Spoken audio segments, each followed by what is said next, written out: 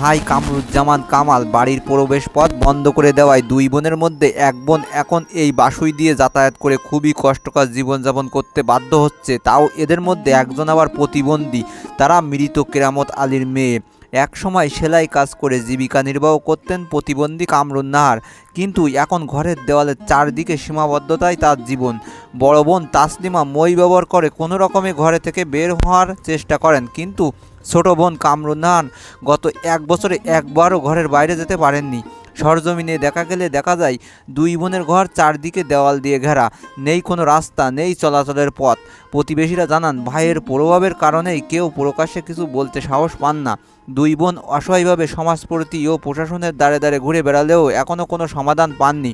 স্থানীয় ইউপি সদস্য গাজী মাজারুল ইসলাম পলাশ বলেন, ঘটনাটি অত্যন্ত অমানবিক। চেয়ারম্যান সহ আমরা কয়েকবার বসেছি বিষয়টি মীমাংসা করার জন্য, কিন্তু ব্যর্থ হয়েছি। তাদের বাড়িতে যাওয়ার কোনো রাস্তা নেই। 10 ফুট উঁচুতে মই ব্যবহার করে তারা যাতায়াত করে থাকে। তাদের ভাই কামাল আপনার প্রশাসনকে মানে না, কাউকে মানে না। এটা একমাত্র প্রশাসনেরাই পারবে, আর কেউ পারবে না। আর বন্ধুরা, এইসব ভিডিও যদি ভালো লেগে থাকে তাহলে আমার চ্যানেলটা সাবস্ক্রাইব করতে ভুলবে না। ভালো থাকো।